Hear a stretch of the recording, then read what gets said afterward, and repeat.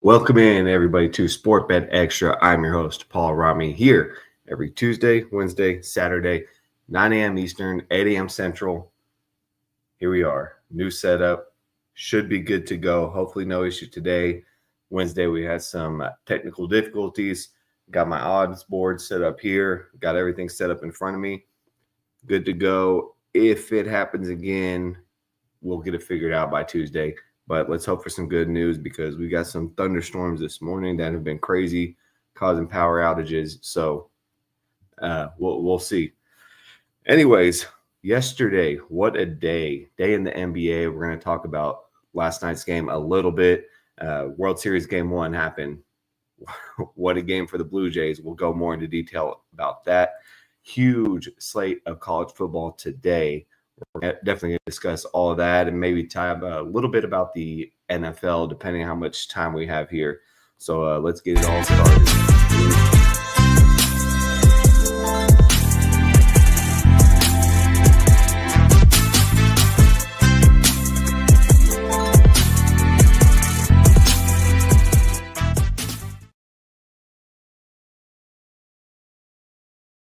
All right. First thing we're going to dive into was last night's World Series game, 11-4. What a rout there by the Blue Jays. Man, were they still hot. So first on Dodgers side, look at Blake Snell. Really not the performance we wanted. Only going, 5 innings there, allowing 8 hits, 5 runs, 5 earned runs. Not what you want for the Dodgers game 1 on the road. Savage on the other side. I mean, he did what he does. He went 4 innings, 5 strikeouts, average, right? And then the Blue Jays, they went to that bullpen early, which we know has been a little susceptible. Well, really didn't matter last night because those bats stayed completely hot. And the Blue Jays, just this postseason, 77 RBIs compared to number 2 there, Dodgers, which have 47. Dodgers are tied with Mariners, who are already out.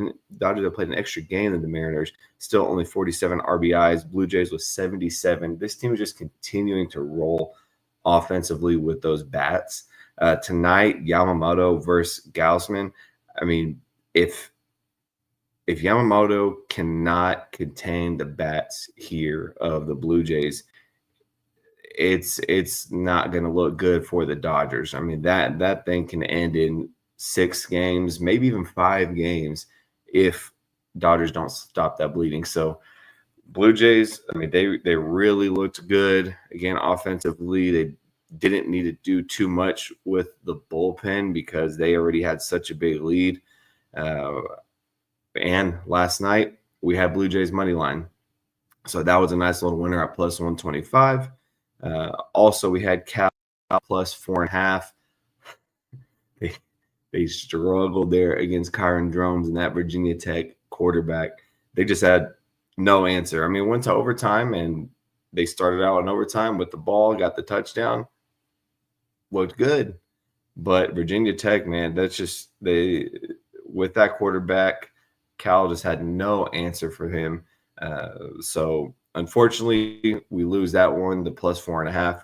So let me go ahead and get over here to our picks that we've got so far on the show. This is how we're looking so far from Tuesday, Wednesday, and Saturday.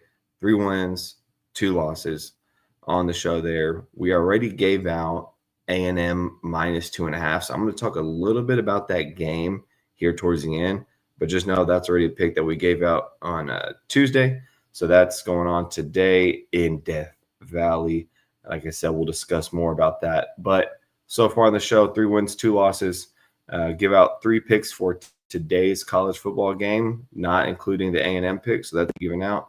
And then I'm going to give out 3 picks for the NFL as well. So anyone keeping track, there we go, 3-2. Let's continue to roll. I mean, not amazing, but hey, we're in profit. 3-2 is profit, so we'll take it. So as the MLB starts to wind down, right? They got a game tonight. It's kind of going to be on the back burner compared to what they've got going on in college football. But the NBA is in full swing and starting out the season hot. And we're not going to get too much into the games. Opening night, Wednesday night, we had Raptors plus 5.5. That was a nice win. They easily beat the Hawks there. So that was a nice one. Last night, if you follow me at the Paul Rami on X, I told you there, take the minus 3.5 right now with the Celtics, or I'm sorry, with the Knicks before the Karl-Anthony Towns news gets announced. And just as we expected there, Karl-Anthony Towns, he's announced in, and that line moves a little bit to 4.5. Didn't matter, but we knew Karl-Anthony Towns was going to play. He played game one opening night. He's going to play this game. There was no reason not to, even though they're saying his injury. So what you might see now, let me go ahead and pull up that schedule real quick, because I believe New York, next game, they're playing the Heat. That's right. They're going on the road to the Heat. This might be the one Cat sits out just to kind of give himself a little rest. Then following game at the Bucks, he's back at it. So just look out for that if you are liking the Knicks at all. May have Karl-Anthony Towns out against the Heat next game, but he'll most likely be back for the Bucks. He doesn't look injured to me. He looks fine. Dude's ready to roll. So I'm not really sure what's going on with them, staying questionable. But again, maybe out the next game, if any game. He wasn't going to sit for the Celtics game. But what I really want to talk about, we won't harp on this too long because it's really oversaturated at this point. For those that are living under a rock, Terry Rozier got arrested for illegal gambling. Chauncey Billups, another coach, Damon Jones, arrested for illegal poker operation. Sorry, Damon Jones was more on the gambling side. But all those completely separate cases. But I really want to talk about is how and why this is happening. The doors really opened up for this to happen. Really, when those major sports leagues began partnering with sportsbooks back in 2018. Really, that first sportsbook partner with the professional league was MGM. And again, that was back in 2018. And it made them the exclusive gaming partner, right? So once you start getting in bed with the sportsbook, there's really no coming back. And what happened is that partnership at the time, valued for at least $25 million, it allowed MGM to access league data, highlights, and branding to support its betting operations. So you're telling me you've got a sports book who's now allowed to access data, highlights, all these other things to manipulate and really have the best lines out there. Once you start crossing those two with the league and the sports book, it starts to get touchy. Really, it's just turned into a massive snowball effect. Now, every team, every NBA team, NFL, NHL, MLB, all these teams have their own partnerships now with select sports books, which is just, crazy. And that's going to affect the integrity of the game. That's just the way it is. And that's the worst part of it, affecting the integrity of the game. So, really, once they kind of gave an inch to sports books, they just took a mile, and here we are today. So the only way to fix this, since they're in too deep, because you can't stop it, you can't completely pull the plug. It's just not going to happen, especially with all the money that's being revolved around through them. The only way is just not allow these professional athletes to bet on any sport, because the way they have it now, NFL athletes can bet on NBA can bet on NFL or other sports. It makes no sense. They just can't bet on their own league. You can't allow them to bet on anything at all. Anyone on an active roster, which if anyone listens to a guy named Craig Carton, he had a good point. They're just anybody on an active roster, don't allow them to bet on any sports. I mean, these guys make so much money. Why do they need to bet on sports? Why do they need to give that insider information? So just if you completely stop them from betting on anything, I'm not saying that's going to completely stop it, but it may alleviate the problem a little bit. And now you have the NCAA allowing college athletes to bet on pro sports. So this thing is really just going to spiral into more issues, but that's a conversation for another day. So just wanted to touch on that real quick with the gambling stuff going on in the NBA. Not really a fix for it. You can really just try and contain it as much as you can, but it's going to continue, unfortunately. So let's look at this college football slate that we got. A huge slate, interesting matchups. We're going to break down. And I really want to start with this first one of the early games, UCLA to Indiana. I'm going to go ahead and pull up those odds here to see. I want to stay current. And by the way, for show purposes, legalization purposes, location purposes, where I'm at, I will be using Profit X for all my plays. When I give out lines, it's always going to be off of Profit X's lines. Currently, it's legal here in Texas. I'm going to go over a little bit more about that at the end of the show. Give you my promo code. You even see it there at the bottom of the ticker. Going to be using Profit X for all my lines. So UCLA at Indiana. Let's see what the line is currently on this one. It looks like we're getting a 26.5. And what's great about Profit X, you can move that. You can adjust the line. If I want 25.5, I can take 5.5. If I want 25, I can take 25. As long as there's liquidity and people on the other side, we're good to go. So UCLA plus 26.5, Indiana minus 26.5, and they're minus 113. Now, this UCLA team, they started to turn the corner there over those last 3 games where they won all 3 really with a better offensive showing. After averaging only 322 yards of offense for those first 4 games that they lost, now they come back. Next 3 games, they're averaging 421 yards of offense so a total of 100 more yards of offense. Yeah, that's a big deal. Really, they're starting to click, especially after they upset Penn State, who we now know really wasn't that great to begin with anyways. Indiana being favored by that 26.5, rightfully so. They just extended Coach Kurt Cignetti, a multi-year deal. They remain undefeated on the season. They're rolling. Now, I usually do not like to take a West Coast team traveling East Coast, playing in the early spot, because you got to worry about the sleep schedules, pregame rituals, all this, mumbo jumbo. But UCLA, they're starting to find something here, and it's really a possible spot against Indiana where they don't care about a blowout, right? They're already ranked number 2. Maybe they're beginning to look forward a little bit to a tough road game there against Maryland. So maybe this is one of the spots they just, hey, let's get out of here. But that defense, man, that Indiana defense is tough. So Nico Imaleva, I mean, he looks as though he'll be good to go after leaving the last 2 minutes of last week's game.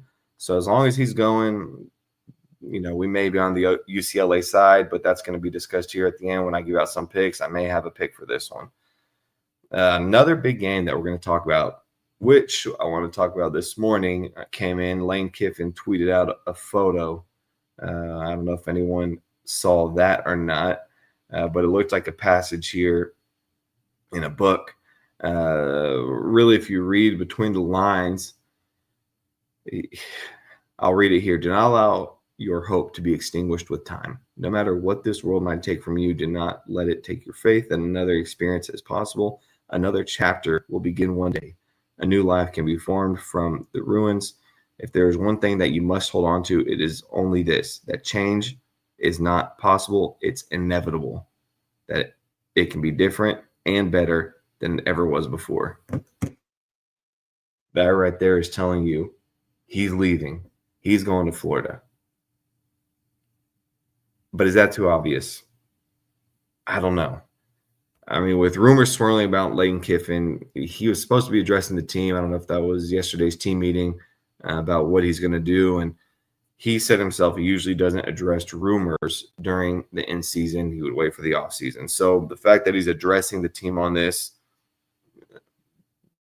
makes you believe that if he's talking to the team, he's motivating these guys. He's getting them ready, saying, look, here's where we are. let's finish out the season, whether it's with me or someone, for the following season, who knows? But let's finish out this season. I'm here. I'm committed. Right. So it's kind of tough. Is that going to fire up the team, give them that motivation coming off that loss from Georgia? I mean, maybe. However, they're going against Oklahoma, who's got the number 1 ranked defense in the nation in terms of total yards allowed per game. With that defense and the way Mateer, is most likely going to be upping his passing attempt numbers today, it could turn into a shootout. That total's pretty low at 43.5. But Lane Kiffin himself said that defense is probably one of the toughest defense he's faced. So, it's tough to say what's exactly going to happen. If the books are predicting a low-scoring game there, 43.5, pretty low, that kind of correlates with Ole Miss and the points.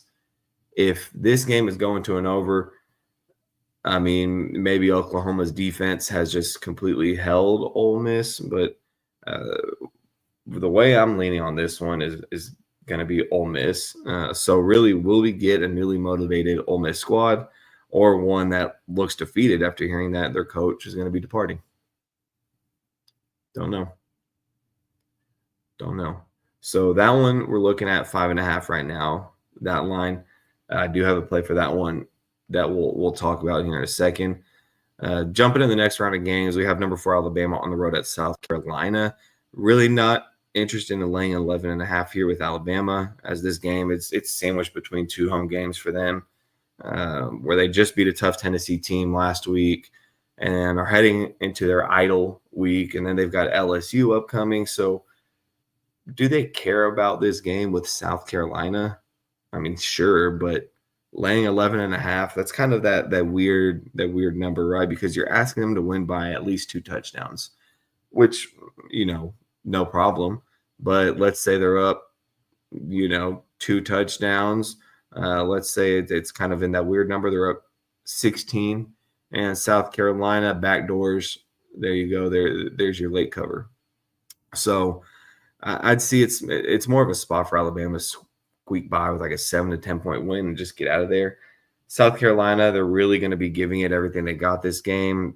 They're really just not that impressive offensively. So I really don't have much interest in this game. That one is most likely going to be a pass for me. So we'll just continue to move on. And looking at the next one here, Vanderbilt welcoming Missouri. Number 10 Vanderbilt, number 15 Missouri.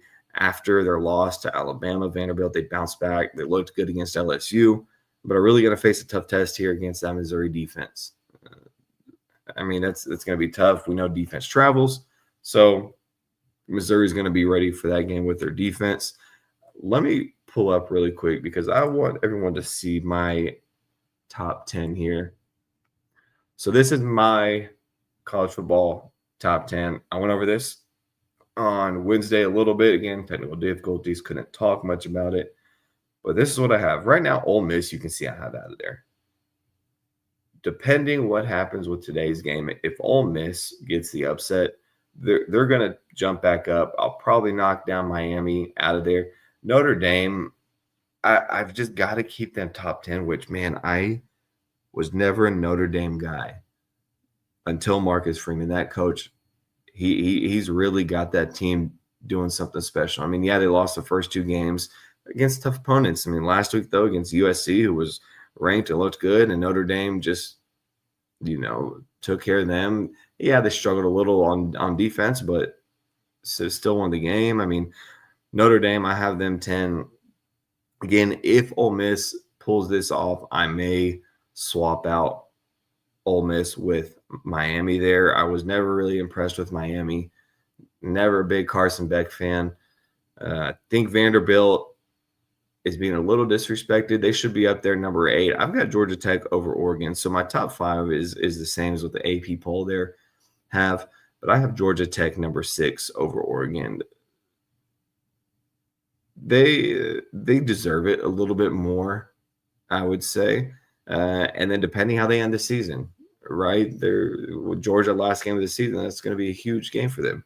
So this is my current top 10. Again, Vanderbilt. Let's go back to that Vanderbilt Missouri game. Talk about that a little more in depth there and pull up the odds as well, which is great. I've got my odds here. So again, Vanderbilt, I have them ranked number 8, my top 10. With Pavia, he's currently the 4th best odds, plus 700 to win the Heisman. So this could be a chance for him to jump a bit, right? So, just really could be a favorite if they win this thing. I mean, depending how they win this thing, I guess.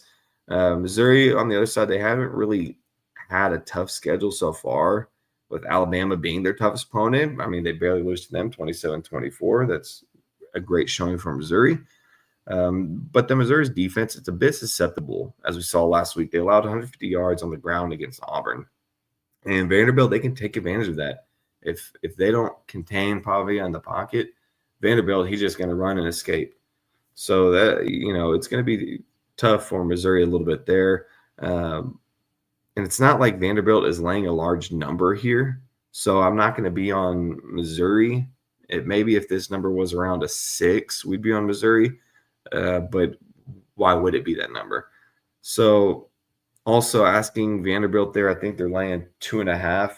Let me get back up to these odds here. So yeah, they're right at 2.5. I mean, that's fine. I really don't have interest on the side. Really, what looks more intriguing to me is going to be that total. Total, I believe, let's see, it's down to a 51.5. So that number's come down pretty significantly. I see this thing being big plays, high scoring. I'm liking that total. I'm leaning the over. That might be my play later. So just, Vanderbilt, it's another test for them. Are they going to be serious contenders or not? We'll see. Last game I'm going to talk about on the college football slate today. And if you guys ever have any questions about these games, tweet them out to me, hop in the live chat. We can discuss them here live. But the last one I'm going to talk about is one that I gave out again on Wednesday. That's A&M at LSU. Now, understand this. Death Valley is one of the most difficult places to play in, especially when it's a night game. We all know that. And it's funny, LSU, when they got the name Death Valley, it actually happened back in 1959 against Clemson there. They stole the name in that Sugar Bowl, and they won 7-0. So cool little fact there. It used to be called Death, D-E-A-F, Valley.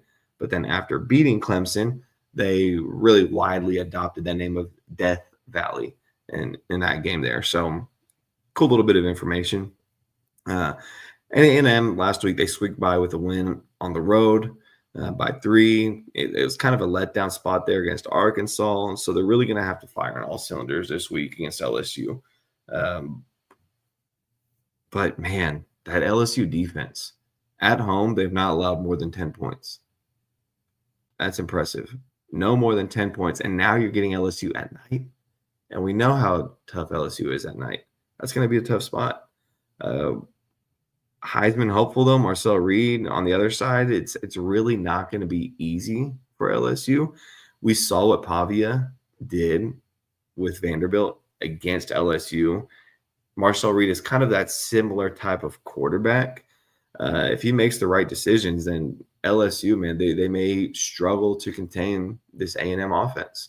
It's going to be, something's got to give. Either LSU is going to break, their defense is going to give a little bit here at home, or A&M is just going to completely struggle. Something's got to give. Again, I've talked about this already. I'm on the A&M side at -2.5.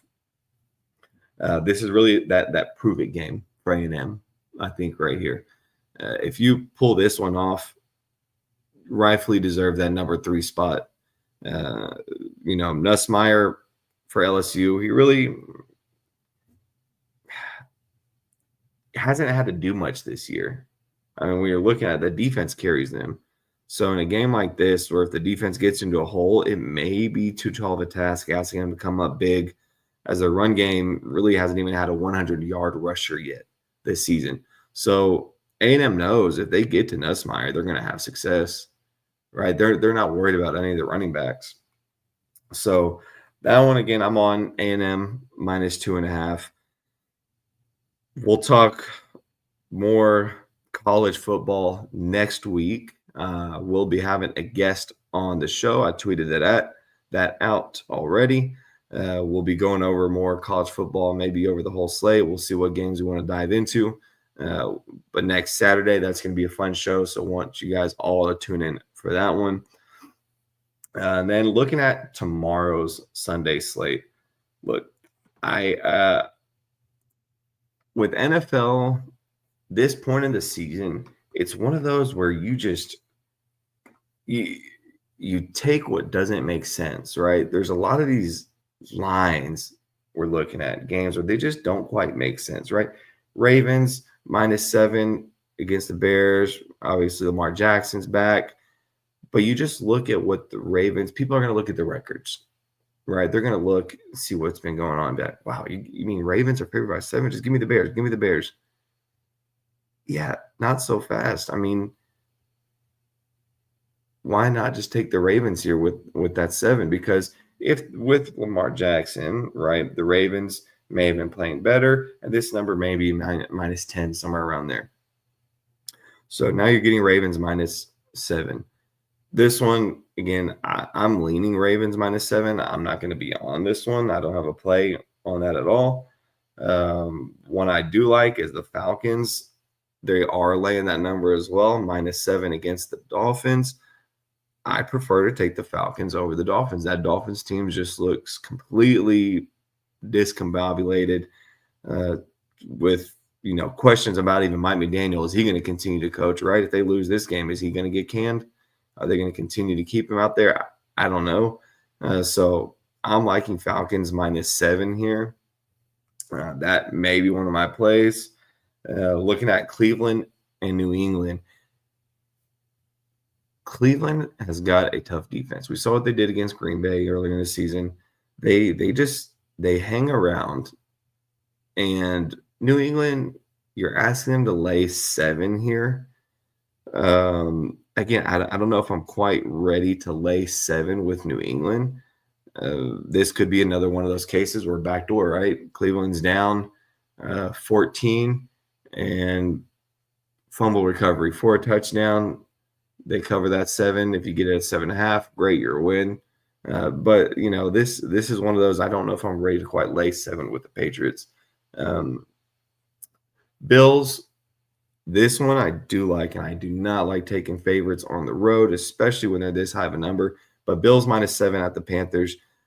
That one I'm liking. Buffalo Bills. It's a get right spot. You're coming out of the bye week with those losses. You've got to get right. You had the bye week to do so. Panthers. I mean, they're not that tough a team. They look better this year, of course, but Bills should be able to handle business here. So that's one that I am liking is Bills -7. I really want to take the Giants because that number is 7.5, but Eagles, this is, again, another one of those spots. They're probably just going to end up blowing out the Giants. I like the Giants. Can't let the bias, get to me. I like Jackson Dart. I like Camp Scadaboo. Really fun team to watch. But Eagles -7.5 might just be a no-brainer there. Then looking at the afternoon games, Bucks at the Saints. Tough one there. Bucks on the road again. Could be a spot for the Saints here. That line's moved from +4 to down to +3.5 now. And then you've got the Titans at the Colts. Big number. Not interested there in getting invested in a big number there. -14 on the Colts. I'm going to pass on that one. Broncos against the Cowboys.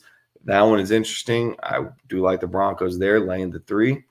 Kind of that key number there. So, and NFL again, we're not going to dive too much into the data because at the end of the day, none of this matters. We've all seen with our own eyes what the NFL does. These calls that are coming in from New York, and you just got to be on the right side. If something doesn't make sense to you, there's probably a reason it doesn't make sense on that line. So you just go the other side. Whatever your instinct is, go the other way because that's most likely where you're going to have success betting in the NFL. So let's get to the last segment here. We're going to get into our picks for today, for tomorrow. Gave out A&M -2.5 on Wednesday. So first slate of games, going to circle back here with UCLA, Indiana, and we're going to take UCLA. Let me get the current number that I've got here. UCLA plus 26.5 -105. So let me make sure I lock that in here. -105. Again, I'm going to track all these picks here, so you can always go check them out on Winnable as well once they're posted. Also, we're taking another dog here. I think Lane Kiffin stays. I think Ole Miss is fired up. We're going 5.5 there with Ole Miss. And when I pull that number up, let's see what odds we're getting. Ole Miss plus 5.5. Let me get to all the markets here. Bear with me. Again, pulling it up on Profit X. So plus 5.5 -103. So we're going Ole Miss plus 5.5 -103. That's 2 early games. And then the last one, we're going to revisit Vanderbilt, Missouri. We're going over on that game. So let's go see again what that current number was. I believe it was 51.5, but I do want to double check before we do give that out. Let's see here. Vanderbilt, and what's cool, College Game Day is there today too. So after this, if you aren't tuned in, go tune in. I'll be watching College Game Day. It's always fun to watch Saturday mornings, get your Saturday started right.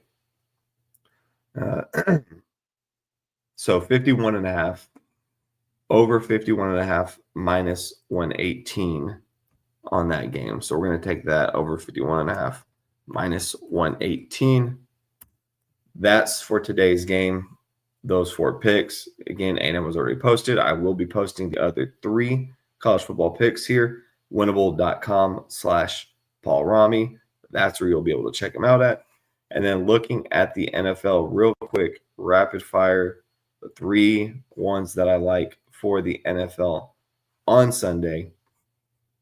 We've got Falcons -7. And let me find the current odds for that one there. -7, -115. So let me get that locked in. Falcons -7 there. -115. I don't like the 115 number, but not interested in laying that hook. So Falcons -7. Next one we talked about, another 7-point favorite. Don't love to do it, but we're going to do it. We're going to go Bills -7 there. And looking at those odds, Bills -7, -110 is current. So we're on Bills -7, -110. Last one that we are going to be looking at is Broncos here at home against the Cowboys. Broncos -3, -116. So we're on Broncos -3, -116. Again, all these will be posted as soon as the show is over. So if you don't want to watch the whole show, just want to watch picks, you can, or you can just go to winnable.com/Paul Rami. Went through a full slate of college football. We talked some NFL. Tune in on Tuesday. We're going to recap everything, go over this whole slate of picks. Again, follow me at @PaulRami on X, on YouTube. Again, use my code ProfitX. I love their website. It looks like a sports book. Rather than being an actual sports book, there's no house. They're able to operate under this exchange style, which is great. I love it. It's so clean. It's user-friendly. You can parlay. You can do props. You can do all that. You just purchase cash. So use my code Paul Rami on your purchase of $100. Up to $100, you get 8% back there, which is great little bonus. Check them out. Again, the odds are going to be better than any sports book. So take a look at that. I will see you guys on Tuesday. We will recap everything. Have a good one. Peace out. See you guys.